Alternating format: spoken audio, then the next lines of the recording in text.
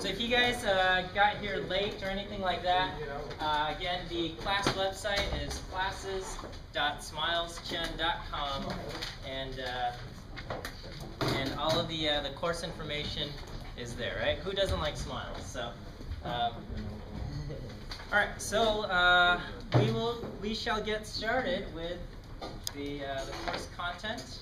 And, go. Okay. So this is our class is on statistics. Okay. So why do we bother studying statistics? Okay. Why do we have a subject of statistics?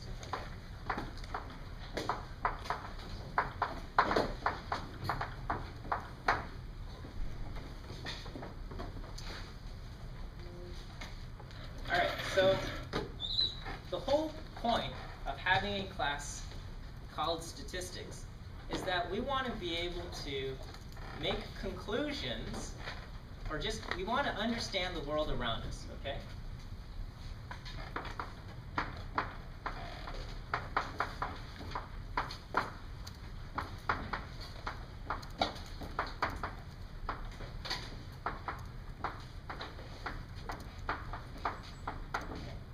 And we want to make conclusions either about the world or about things based on limited information, based on limited data.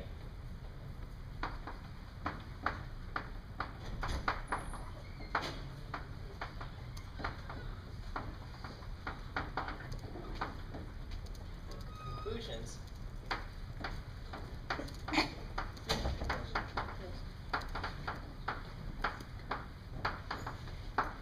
unlimited data. So what do I mean by that?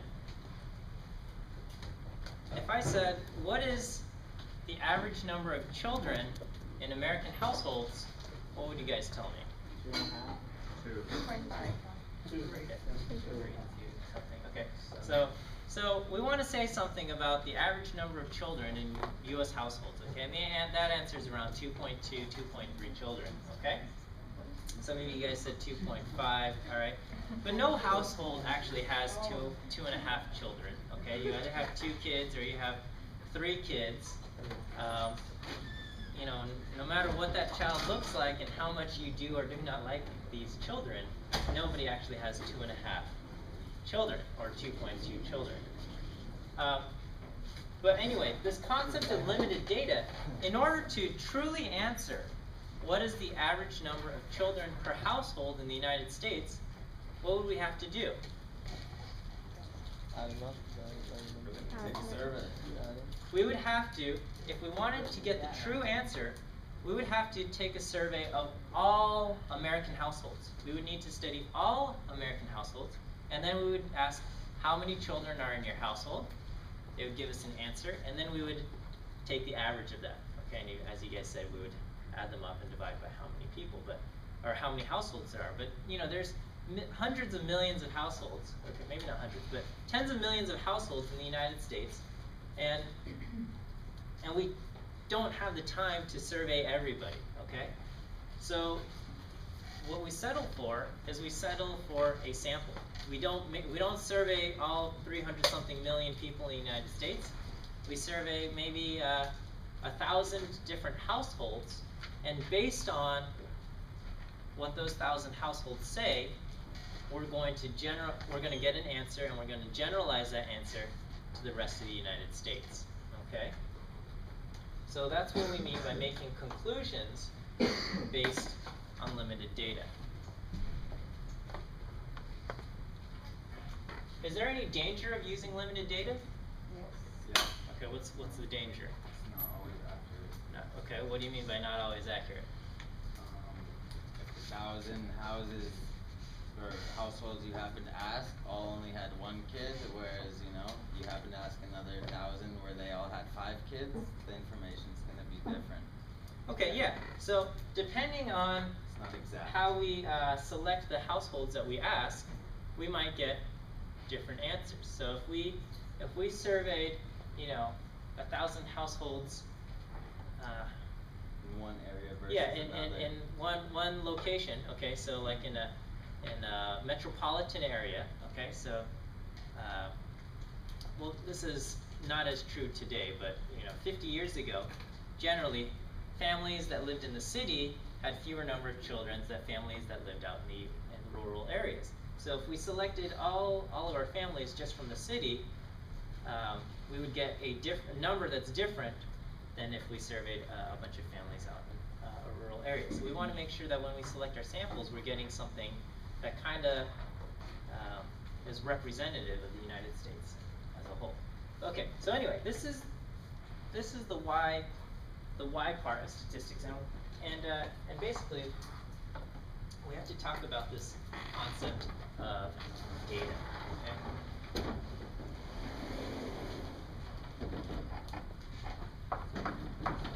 So we study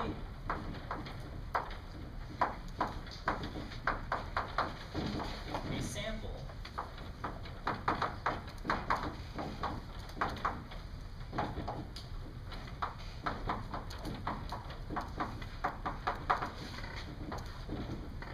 taken from a population. So the population, this is the concept of everybody that we could possibly want to study.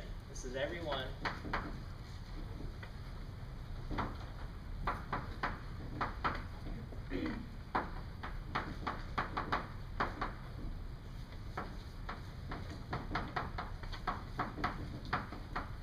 so this is everyone that we are interested in.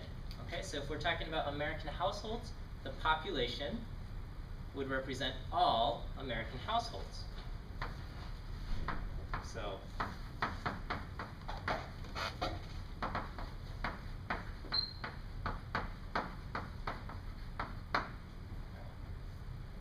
if we said, what is the average number of children per household across the world, what would our population be there?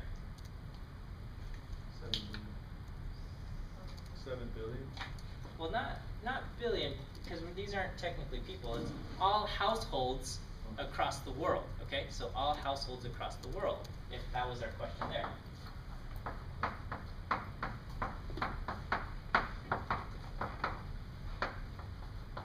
So these are different examples to different questions. Okay, different examples of populations.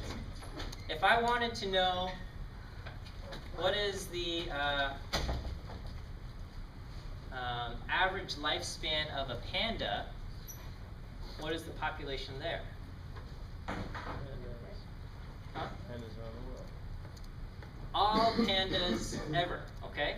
So if I wanted to know what's the average lifespan of a panda, I would need to know basically the lifespans of all pandas ever, or all pandas in the world, okay?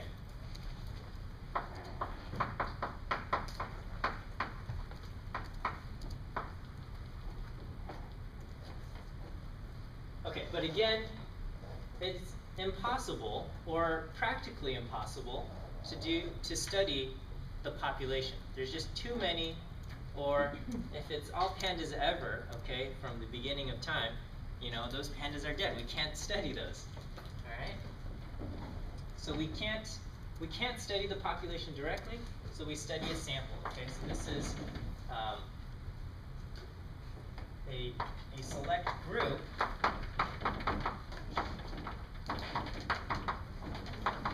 that we actually study. Okay, ideally, our sample is a good representation of the population.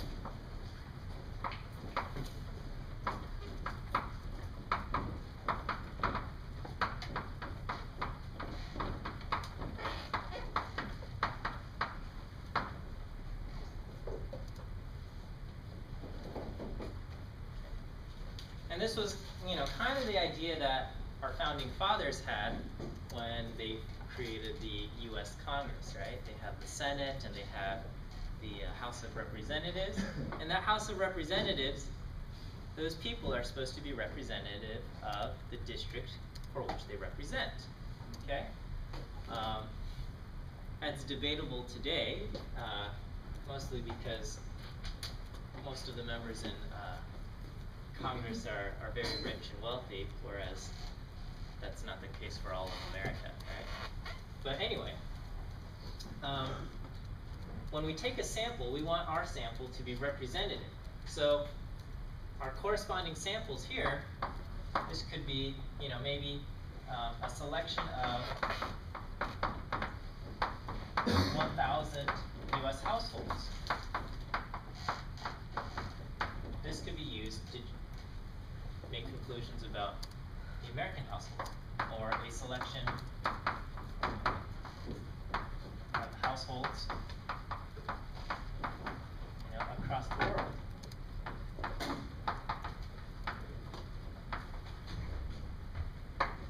Or a selection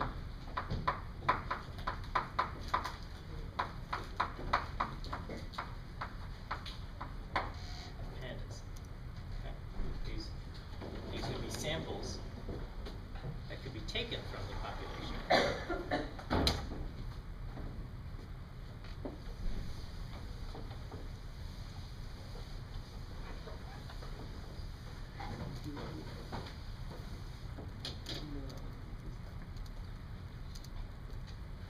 And so when we look at the sample,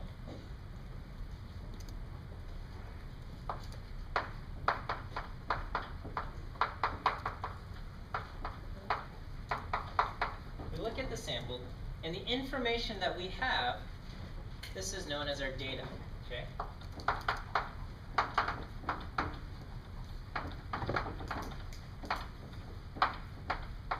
We have our data.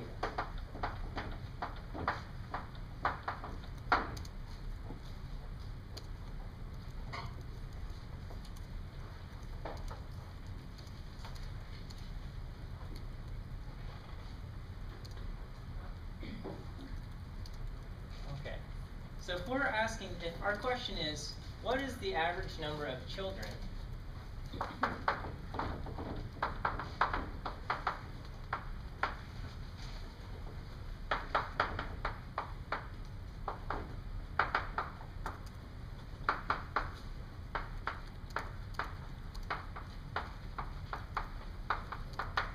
that's our question, what's the average number of children per U.S. household? What would our data look like?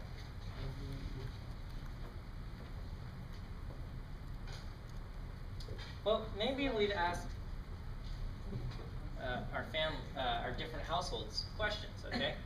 But just imagine you were sent on a quest to gather information, to gather a sample here. They said we've identified these 1,000 families or something, okay?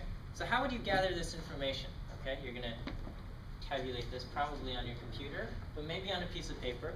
But how would you set up your piece of paper or your computer to gather this? Yeah, what would you say? Wanting to figure out a certain amount of houses from a certain okay. demographic. Okay.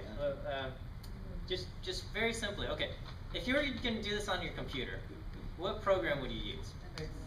Excel. Okay, so we've said Excel, and what does Excel look like? It looks like this grid. It's got this table thing going on, okay? So what would you put on your column headings here? Oh, I was just gonna say, like, I'd make a column with, like, the number of houses, like house 1, house 2, whatever. Okay, alright. So this, we're gonna have something to identify our household, okay? So we could call it, you know, the household name, or whatever you want to say. Household name or ID number, maybe there's a number. Well, Excel automatically labels each of your rows, okay? And then what would you, what else would we gather here? Amount of children, male or female? Household size. No, number of children, right? Number of children. Okay. These are really the only 2 bits of information, and actually we only really need number of children to answer this question, okay? Sure, we could ask other questions, like what percentage is male, or like, you know, what's your average annual income, or, you know, there's a whole bunch of other questions, and we could put those as column headings, you know? We could ask, you know, what is the racial, what is the race of this household, okay? And maybe it's a mixed race family. We don't know, okay? We could answer different things. We could say, do they live in, do they own or rent, These are different questions they could ask. And a lot of times during the census they ask these things, and people are complaining about privacy and things like that. But basically, if we just want to know what's the average number of children per household, all we really need is this column, number of children, okay? And household name, this was, the first household, this is the Jones family, and they have 3 children, and the Smith family has 0 children, and whatever, other families you list, you're going to have more and more things listed, okay? So, in our table, okay, each row, this is known as a case.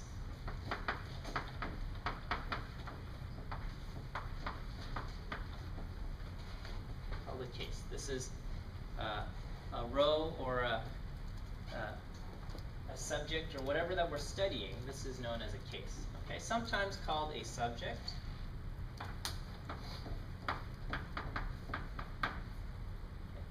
Each of the column headings, or the columns that we have, are variables.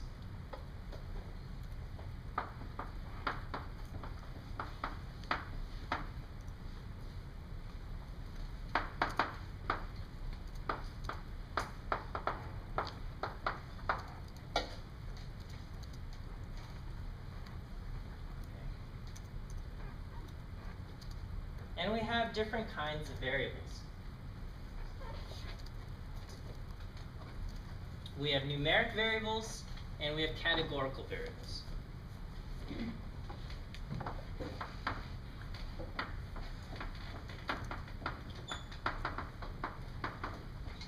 Okay. Numeric variables, sometimes you'll hear them called quantitative variables. And the other is categorical variables. Sometimes we'll call it qualitative.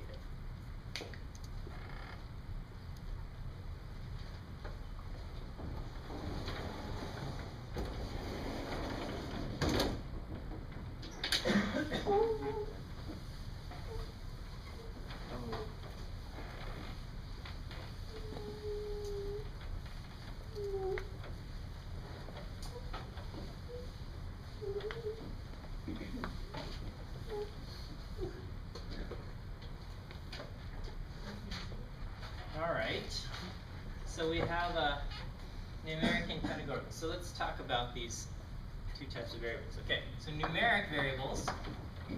Okay,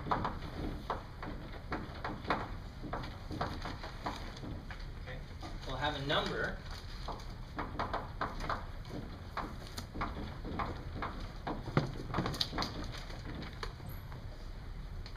And answers the question how many or how much. Okay.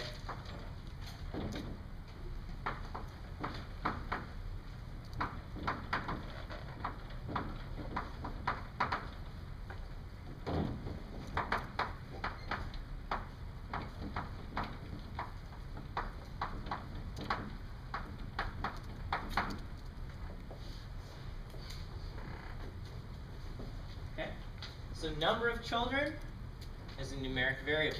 It tells us how many children are in this house. All right. On the other hand, categorical variables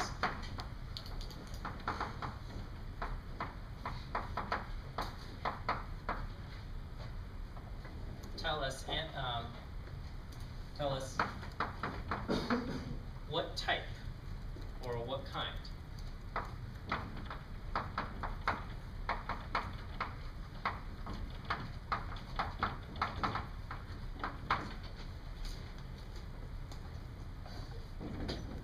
Type or what kind.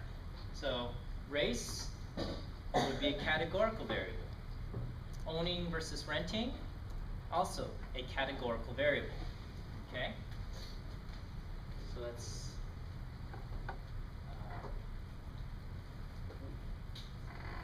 yes. Is there a case where there would be, like, I like a little ahead and I saw that there was a spreadsheet, something like that, and there was numbered 1110010. Okay. Alright. So again, categorical variables tell us what type or what kind. Numerical variables answer the question how many or how much. Okay? So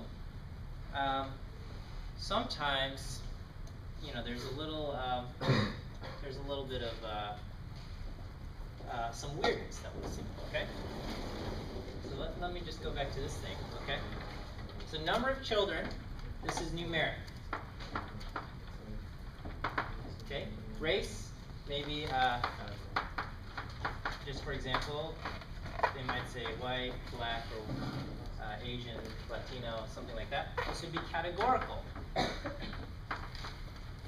And owning or renting, okay? Own versus rent. This is also categorical. What if I had a column and it was zip code? What is that? Categorical. Categorical. Categorical. How about numeric? It'd be numeric. Blah, blah, blah. Okay. Well, what kind of numbers would we see here? Okay, we would see, 90210. All right. Does this answer the question how many or how much? No. No. So it's not numeric. Okay. It tells us what type or what kind or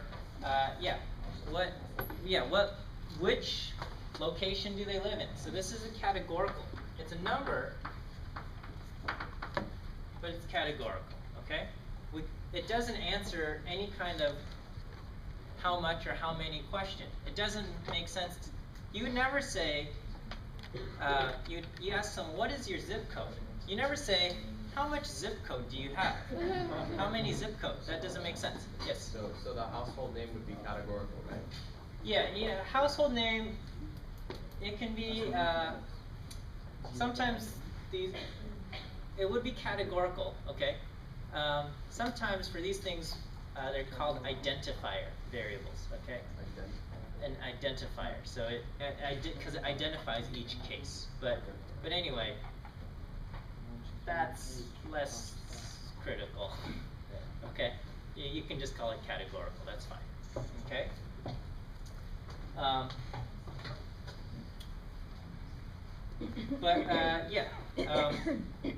Sometimes when we gather information,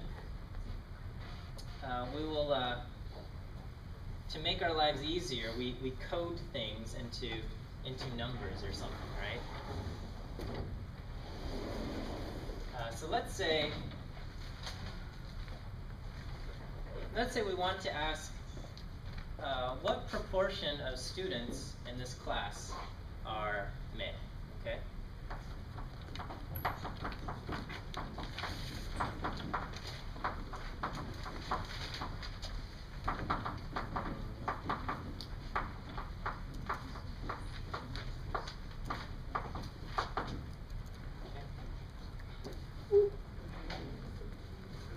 How would I set up my data table here? Male, female, students. So if I set up, I would just have the name, and over here I would put in what? Gender. Yeah, gender. Or sex, whatever you want to call it. Male or female, okay? And so maybe we have Joe. Joe is male. And we have Mary. Mary is female, okay? And we go, this is what our things are there. Okay, so what are the cases in my table?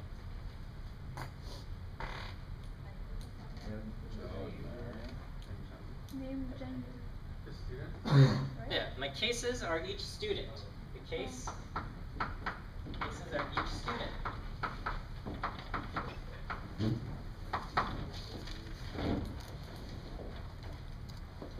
And I have the variable as gender. And is this numeric or categorical? Categorical. That's categorical.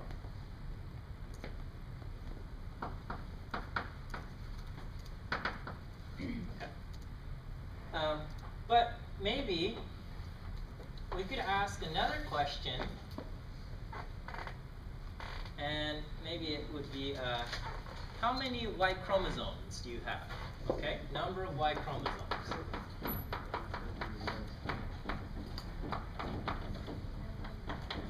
Okay. Yes. Why isn't it numerical? Can it be numerical because we're asking the population of, which is pretty much how many? What are we talking about? The category. Were you talking specifically on gender when you asked if it was numerical or categorical? Yeah, is gender numeric or categorical? Categorical. Yeah. Okay. And we're not asking a population or anything like that. Okay. So the number of Y chromosomes, we're going to get a number here. Okay. How many Y chromosomes does Joe have? One. How many does Mary have? Zero. Okay. So this is now numeric. Okay. But it gives us the exact same information. It gives us the exact same information. So sometimes we have variables that are numeric, but actually represent a category. Okay. So there's things not, how do you classify, a certain movie? Is it action comedy, or is it comedy action? There's not everything. Okay, not everything can be fit into nice, neat categories, right? Because we might have somebody, transgender. That, how do you classify that, right? Do you go with the gender with which he or she identifies, or the gender of which he or she was born? Okay, these questions exist, and things don't always have an easy answer. So that issue exists, even in categorizing whether a variable is numeric or categorical. Okay, and sometimes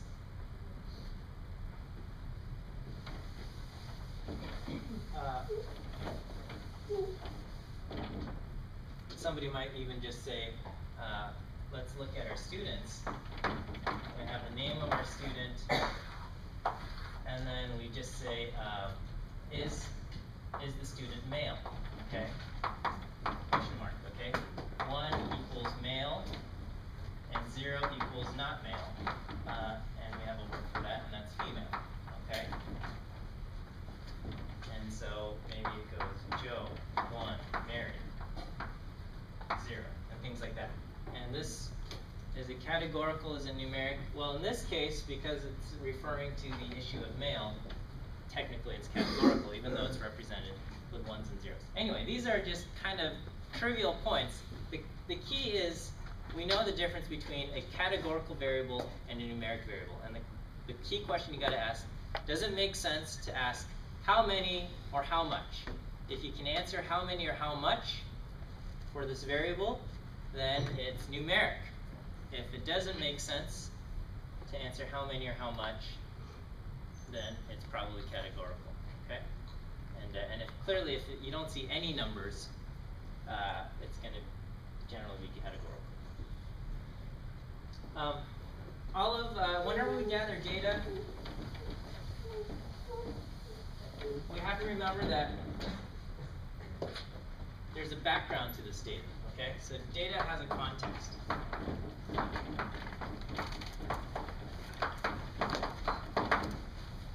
And when you guys were in grade school and you were learning how to write sentences and paragraphs, what did they say? They said, always remember the 5 W's, right? The 5 W's and the H, the who, what, when, where, why, and how. Those things also we have to remember for the data, okay? So, the who and the what, this will be probably in your data, okay? In the data. The who would be your cases, and the what would be your variables. Okay? And the rest of the questions. When, where, why, and how. This forms the context. When was this data gathered? Where did you gather it? Why did we even bother gathering this data? And how was it collected? That forms the context. And those questions are also very important, okay?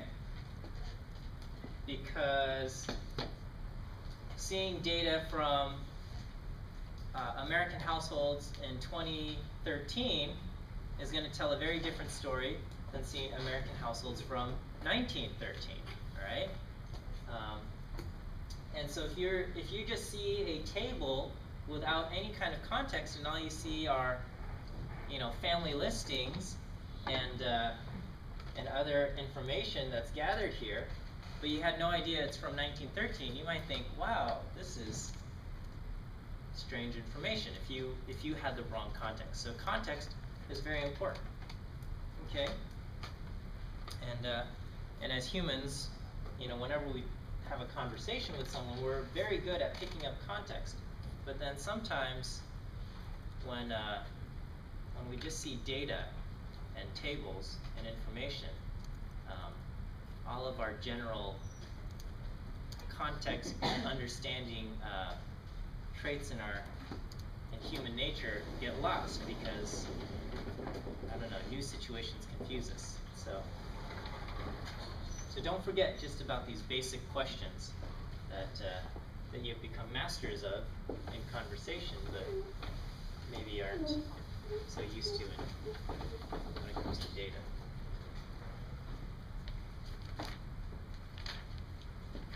Okay, so you're gonna have to. Our classes are 3 hours long, and I put a whole bunch of information on the board. But even then, I can't cover everything that's in the book. So you still have to do some reading from the book to pick up some of the information that I either just briefly mentioned or just didn't go over in detail. And you'll have some questions in your homework that force you to do that. So read the sections in chapter 1. Go over some of these concepts in a little bit more detail. Okay. There's stuff about stacked and unstacked data that can't be bothered. Okay. So let's say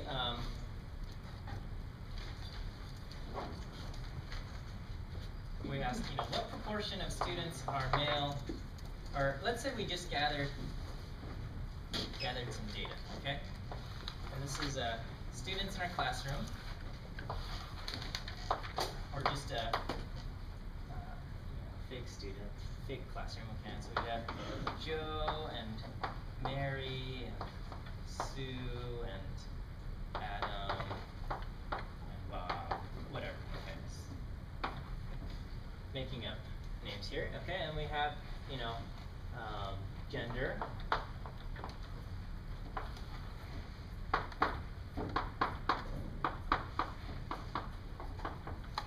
Okay, so let's say I taught a statistics class, and there were only 5 students enrolled, okay? And this was it. And what else? What other aspect? We could say, maybe not age. I'm trying to think of another categorical variable. Okay, we'll say, does this person enjoy sport? Yeah, okay, do you like sports? Athletic. Okay. Do you drive? Do you drive? They're probably all gonna drive. Okay. Okay, well, let's say, do you like baseball? Alright, and so let's say Joe says yes, and Mary says no, and Sue says yes, and Adam says no, and Bob says yes. Okay? So let's say this is what we have, okay? Can I summarize all of this information somehow? How would I want to summarize this? Okay, well, let's say I wanted to summarize, what proportion of my class, or what if I just said, how many males do I have? How many males? The answer is 3, okay? What if I ask, what percent of my class is male?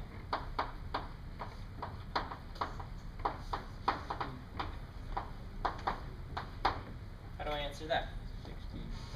I would do 3 over 5, because there's 5 students total, and I would get 60%. Okay? And I could say, how many like baseball?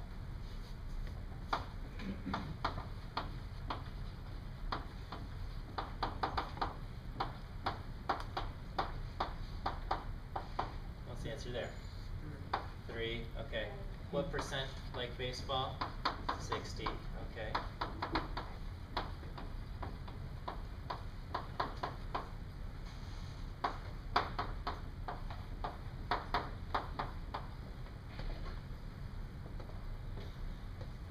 Okay, now if you just saw this at a glance, you might be tempted to say, oh, you got 3 males, and you got 3 people that like baseball. Does that mean all the males like baseball? No, okay? That's not the story, but we don't know that if we just see this, okay? So we want to summarize this somehow where that captures all of this information, okay? Now when you only have 5 people listed, it doesn't seem so bad to list off all the students. But what if we did this for the entire class? There's supposedly 65 of you, okay? If there's, let's say, 60 students here. If I had a list of 60 students, and I wanted kind of a little bit more of this information summarized, I'd have to do something else.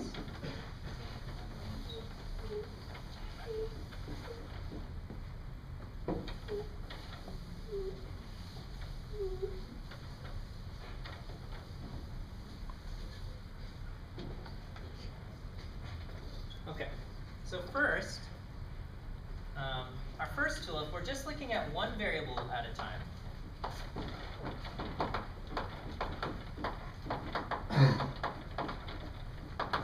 I can use a frequency table.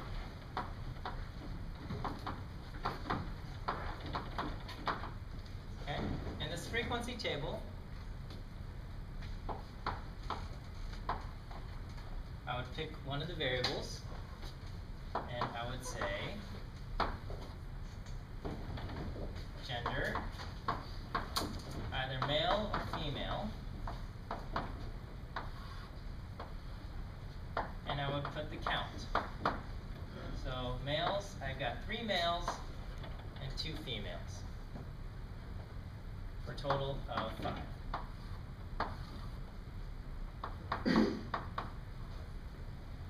Okay.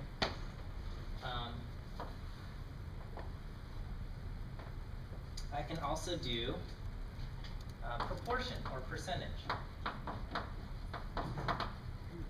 And the proportions that I would list here, 0.6 and 0.4, total of 1.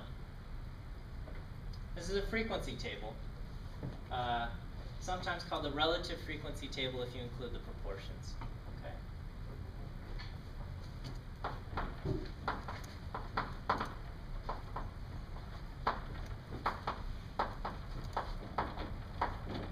Okay, so in this frequency table, and I'm looking, a frequency table is used for what kind of variable? Numeric or categorical?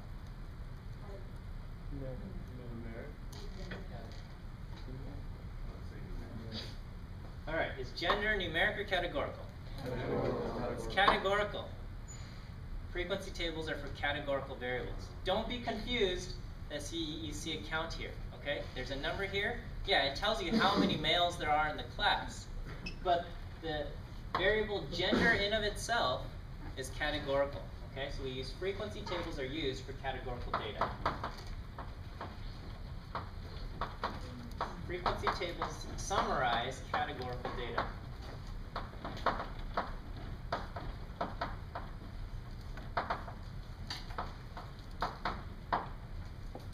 Okay, but let's say we want to look at both gender and do they like baseball or not. Okay, we can create something called a two-way table.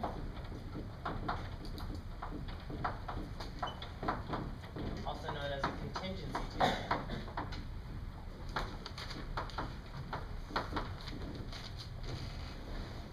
And so on one side, I'm going to put down gender.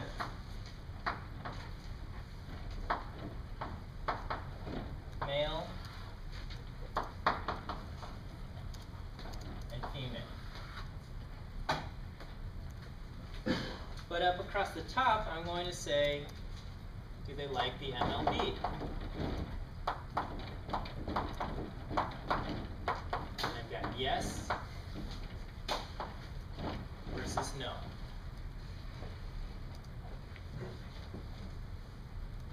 What number goes right here? This is how many males like baseball? Two. I've got Bob, who's male and likes baseball, and I've got Joe, who's male and likes baseball. Okay? What number goes here? Huh? 1. That's Adam, baseball hater. Okay? And who goes here? Sue, and one person, Mary. Okay? We have a total of 3 people like baseball, 2 people don't. 3 people are male, 2 people are female. Total of 5 people. And this is a two-way table. Okay? So if I ask what percentage of males like baseball, what's your answer?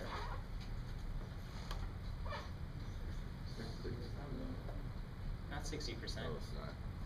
What percentage of males like baseball? 2 out of 3, 67%. Okay? What percentage of males like baseball? 2 out of 3. Okay? What percentage of baseball haters are female? 50.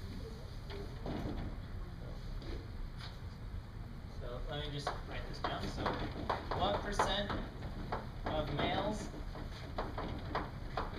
like baseball? Alright. Now some of you don't understand this yet, okay?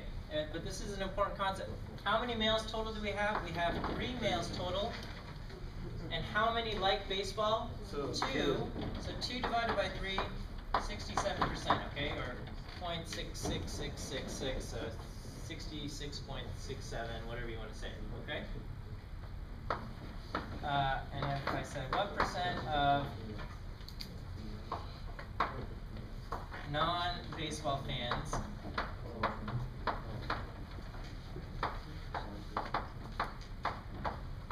are male? Okay. How many non-baseball fans do we have? 2. 2 people don't like baseball. Okay? 2 people don't like baseball. Of those, how many are male? 1. Okay? 50%.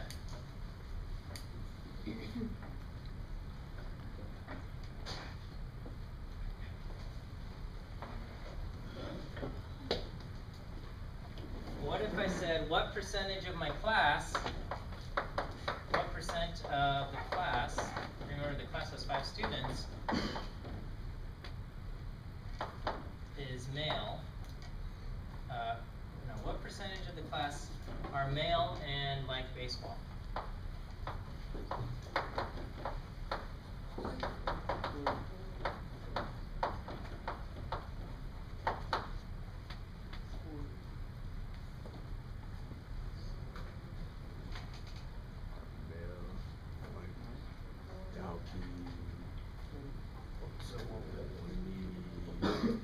So how many people are male and like baseball? 2. 2. 2 people are male and like baseball. How many people are in the class? 5. 5. So what percentage of the class are male and like baseball? 2 out of 5. That's 40%.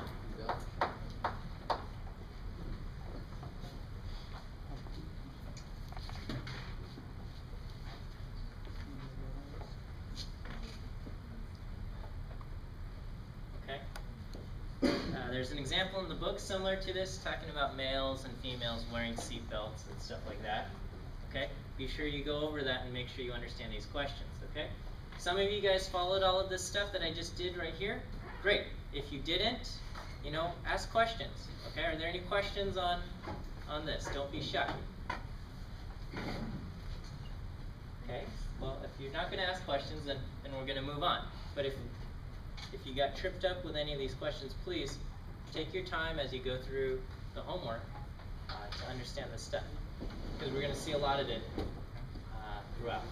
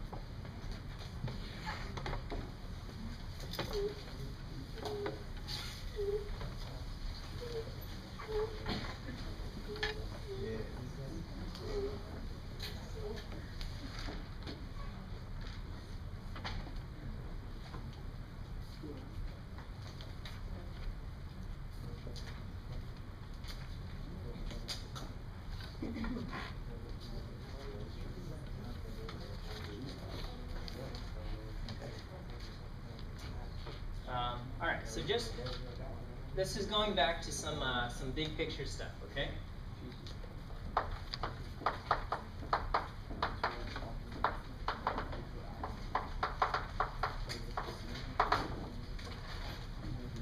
All right, so we talked about, well, who wants to tell me, why do we study statistics, or what's the purpose in studying statistics? Understand the world.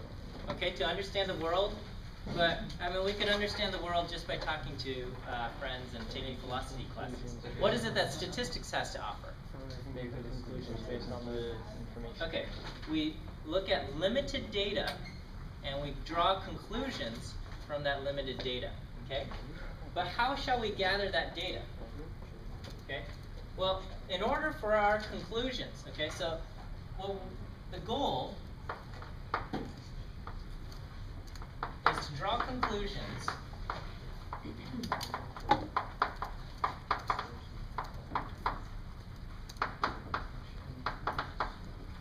from limited data. Okay? This is our goal, okay? And I don't want this to get lost, all right? We're going to learn like some steps to calculate this and that, and it's easy to forget. This is the whole reason why we're bothering to do this, okay? So the goal is to draw conclusions from limited data, okay? But if we want our conclusions that we make from our data to generalize to the population, what's the key? Okay, accurate, well, accurate could mean a bunch of things, so tell me a little bit more. What is it that's important about this data? It's diverse. Okay, the key is that the data is representative of our population, okay?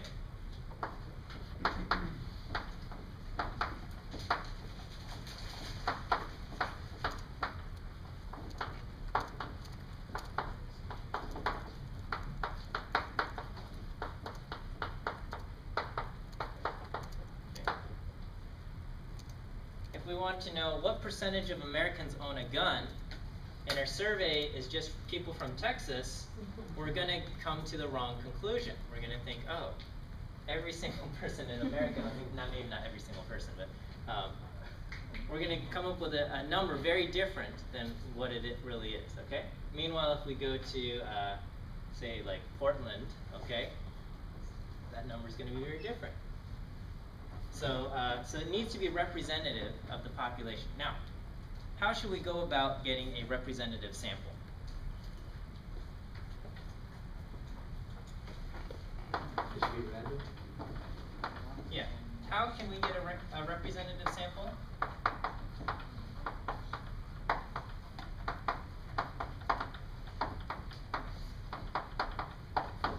Okay. Well, the best way is to select the sample completely at random. Okay.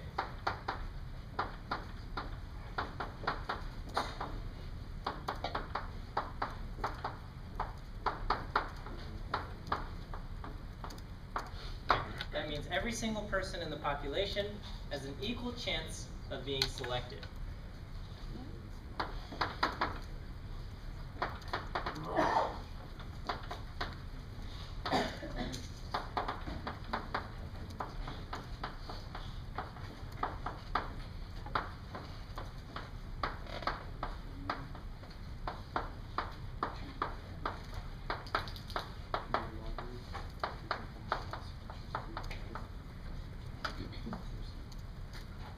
Okay, that's how we can get a representative sample. The truth is, this is very difficult to pull off. Okay, this is actually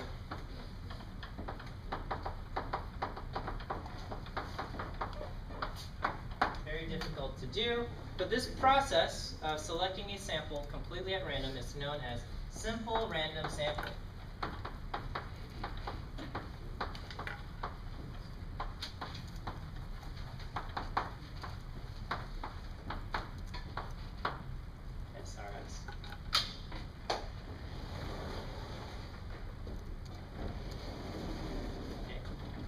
But if we were truly able to pull off simple random sampling, that means every single person in this room has an equal chance of being selected, and the probability of and one of you being selected is the same as the probability of Donald Trump being selected, same as President Obama being selected, same as a homeless person being selected. Okay, every single person in the country has an equal chance of being selected. That is simple random sampling. Okay, it means, and the only way we could actually pull that off is if we have a list of, if we know every single person who exists in the population, but that we don't actually know, and that's why simple random sampling is actually difficult to do. But that aside, the other part is sometimes we want to make conclusions, but we can't always make cause and effect conclusions. Okay. We may or may not be able to make cause and effect conclusions.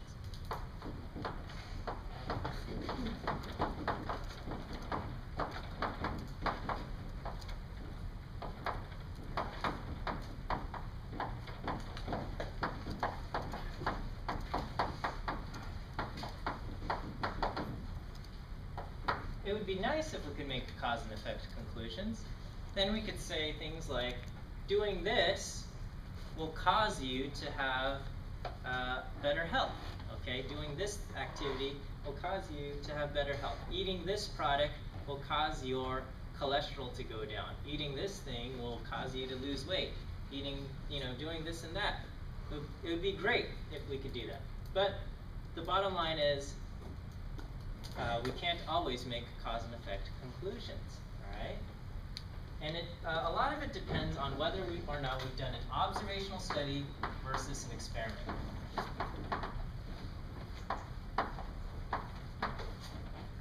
Okay, or an experiment. So in an observational study, what we do there is we observe. We are only observing.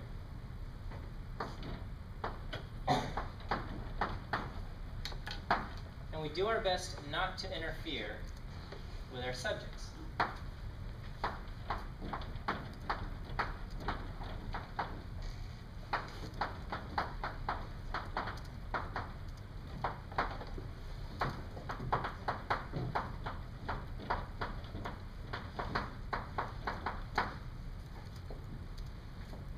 On the other hand, we have an experiment, and in the experiment, we interfere with our subjects. We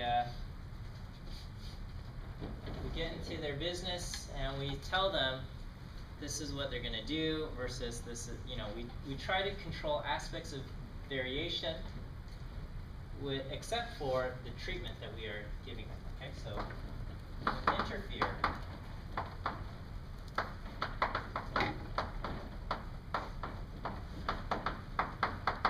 We interfere with our subjects.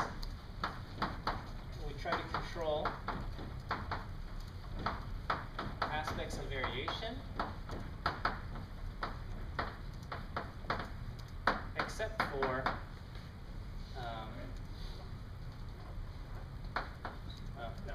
we try to control aspects of variation, period, and we assign treatments.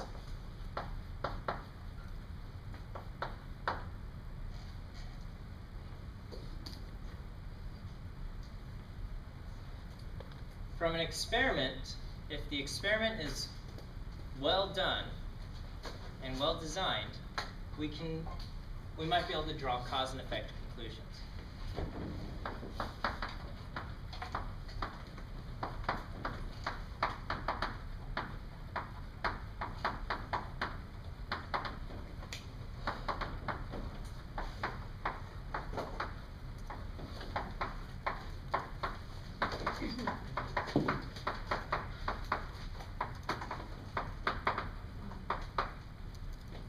On the other hand, from an observational study, we can never draw cause and effect conclusions.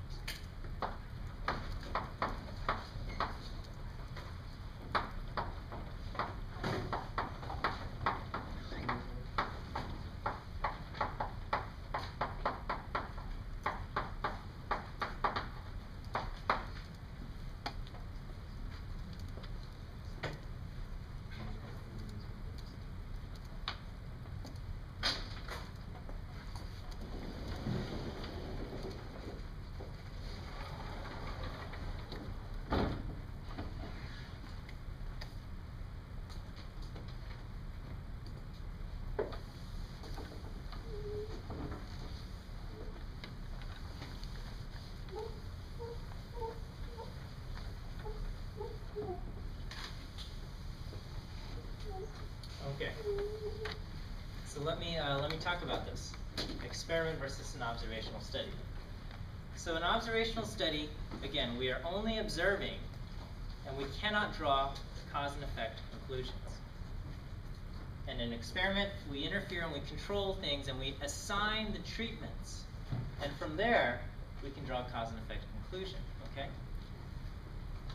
So why would we do an observational study if we can't draw cause and effect conclusions, but we can from an experiment? Well, the reason why we do observational studies is because sometimes that's all we can do, right? If we could do an experiment always, that'd be great, but we can't, okay? Because sometimes there's ethical concerns with the experiment, or just certain things are not possible, okay? So let's say we wanted to know, does smoking increase your chance of lung cancer, okay? If we wanted to do an experiment, what that would require is we would say, well, I need 100 volunteers to sign up for this experiment. And then we say, thank you for signing up for the experiment. And we divided you into two groups. Group A, starting tomorrow, you're going to start smoking a pack of cigarettes, and we are going to see if you develop lung cancer. And Group B, you are now going to have to live your life so that you do not come in contact with any cigarette smoke, and we're going to see how many of you develop lung cancer, okay? There would be ethical problems with that type of experiment, okay?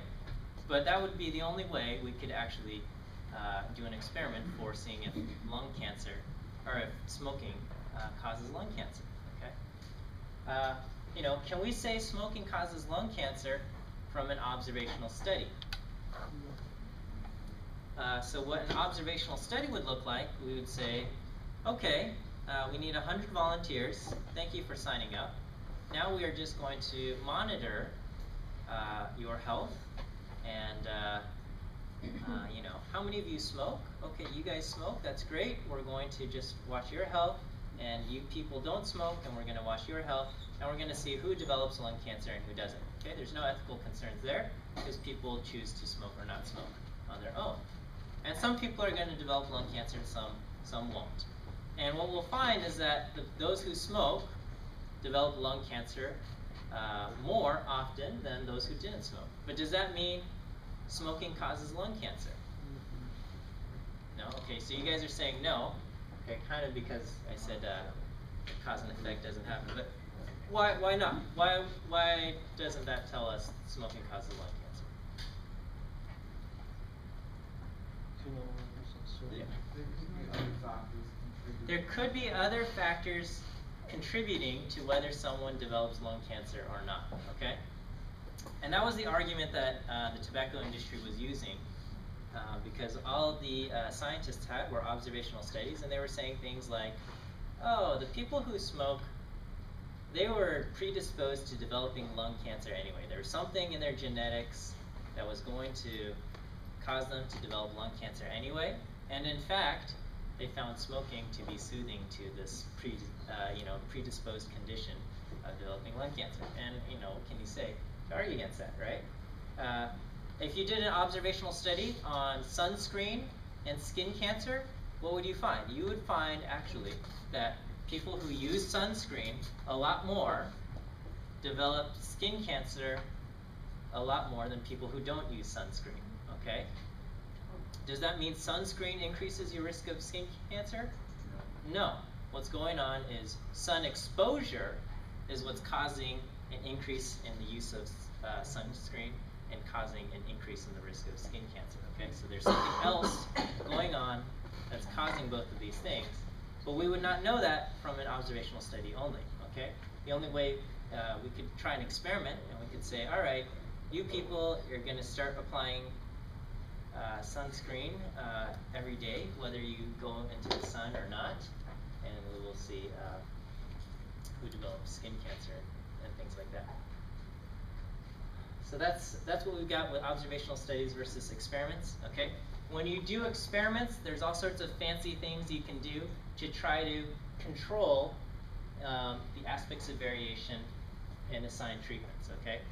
There's things like placebo and blinding and things like that. You've probably heard these terms. We don't have time to go over it in class today, but please read the sections in the book. I think they're relatively straightforward and easy to understand. If you have questions about it, go ahead and post your questions on the Facebook group. I'll try to answer those. All right, we're going to start chapter 2 and just do a little bit in chapter 2 here.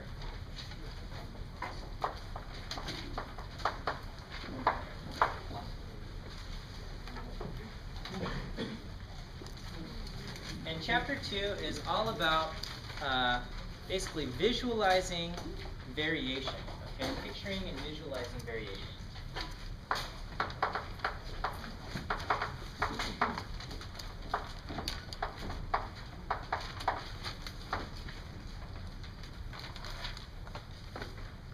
What is variation? Variety. Okay, great. Thank you for answering my question. All right, variation is the fact, or just this concept, that everything is different, okay? Okay, things are different.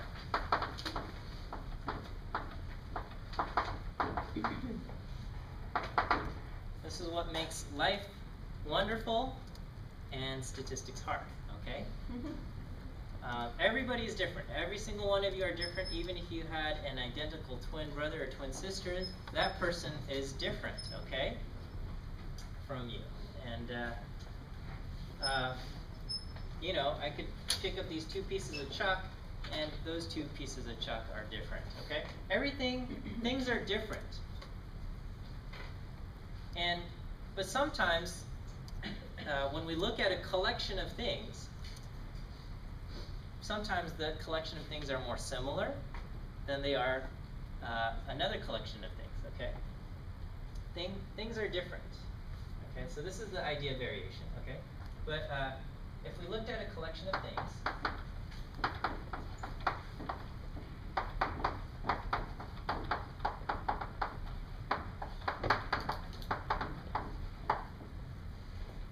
we might find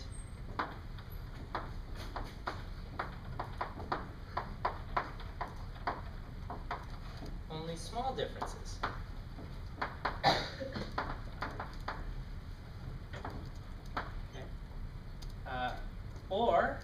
If we looked at another collection of things, maybe we might find large differences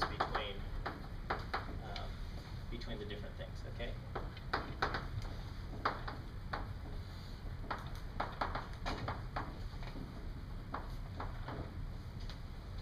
And it depends on what we're looking at, okay? We might find only small differences, or we might find large differences. And this also depends not only on the collection that we are looking at, but what aspect of the things that we're looking at, okay?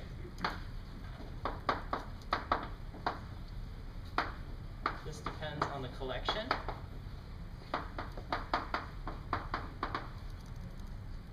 And also,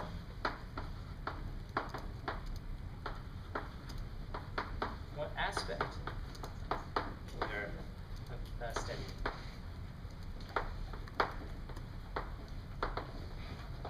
Okay. So for example, if we went across the room, and let's say all of you people are is my collection that I'm studying and looking at, okay? If I asked you how old you are, how old are you? We'll see a wide range, okay? We'll see a lot of variation. Everyone's gonna have a different age. Maybe some of you are born on the exact same day, but for the most part, you guys will all be different. You guys will all have different ages. So there's gonna be large variation there, okay? On the other hand, if the aspect that I'm looking at is, I ask you, how many eyes do you have? Okay, there's probably not going to be a whole lot of variation. Okay, almost all of you will probably answer 2. You know, maybe there's a student that doesn't have 2 eyes, but for the most part, there's going to be very little variation in terms of the answer that you guys give me. If the question I ask is, how many eyes do you have? But then if I asked you, you know, how old are you in you know, we're going to see a large variation. Okay, and so to kind of illustrate how much variation we have, okay, we can visualize variation for numeric data. Both of those questions would be answered with a numeric variable, right? How old are you? That's numeric. How many eyes do you have? That's also numeric, okay? We could also ask the question, you know, what is your ethnicity? Okay, and we would see a wide range here, okay? And we would probably have to limit the, you know, different categories, right? If, you know, what is your ethnicity? You know, some students might choose to answer that question, oh, I'm Chinese descent, or I'm Asian, or something like that. And we'd probably have to come up with some sort of way to make this a little bit more organizable, but we'll see a wide variety here, okay? Especially in our classroom, all right? And so we can talk about variation that exists for numeric variables and variation that exists for categorical variables, because we've got, as we know in life, everything is different and variation exists everywhere.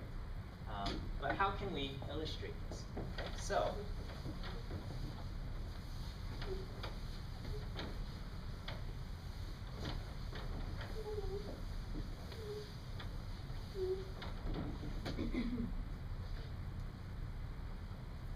again, let's just pretend I've got a classroom and just just mock data. I've got Adam and Bob and Carla, Dina, and Ed. Okay, so let's say we got 5 students, and I ask, you know, how old are you? And Adam says, I'm 19, and Bob says, I'm 24, and Carla says, I'm 20, and Dana says, I'm 30, and Ed says, I'm, you know what, this is going to make my graph too difficult, so let's just say Ed is 23. Okay. So this is one aspect. How do we display this, okay? Well, so we can, one of our ways is with a dot plot. Okay, and with a dot plot, all we're doing is we draw a number line.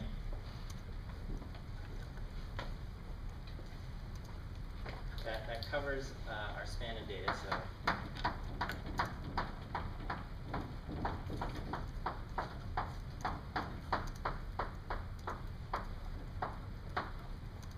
and then we just put dots where we have our data. So I put a dot for Adam, and I put a dot for Bob, and a dot for Carla, and for Dana, and for Ed. Okay, and this is a dot plot. Now, this dot plot does not look very exciting because I only have 5 data points here. Okay, but you can see dot plots on page 37 in the book. Okay, but the dot plot also, you know, gives us an idea of, you know, where our data lie. Okay, so we already by seeing this dot plot, okay, which may not have been so obvious just by having the listing here, we get a sense of the variation that exists, okay? And what can we say by looking at our dot plot? Oh, we could say most of our students are kind of in this 19 to 25 range, okay? But yeah, we've got a student who's 30 and things like that. But this is just, you know, just by looking at a dot plot of 5 students, okay? And this just, it might not seem like there's a whole lot of information here, okay? But there is, right? Because if I said, oh, you know what, a student came into my class, and this student, they answered the question 12, okay? You'd be like, oh, that's kind of surprising, okay? And if a student came in and answered the question, I don't know, 70, you'd say, oh, that seems unusual. Someone answers it 22, you'd say, oh, okay, that sounds about right, okay, whatever you want to say. Oh, actually, I put the dot at the wrong spot here, 23 is over here. Okay, so anyway, that's, this is what we have with the dot plot. If we had another student who was 23, you would just put the dot right on top of the other dot. Okay, that would be, you know, if another student, age 23.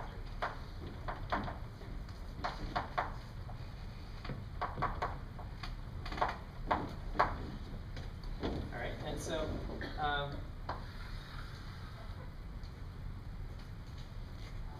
you know, if I went to a high school and I taught statistics there, probably my dot plot, even if I only had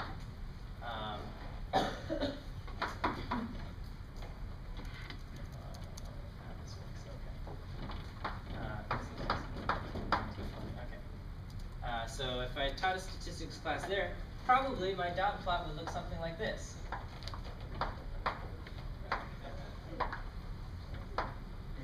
Okay.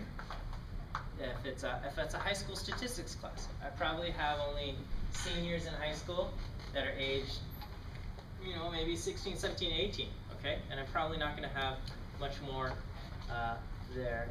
range there, okay? So if we saw 2 dot plots, and I said, which dot plot exhibits more variation, what would you say?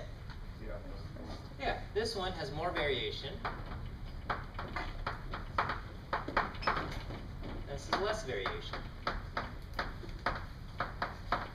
So this is ages of students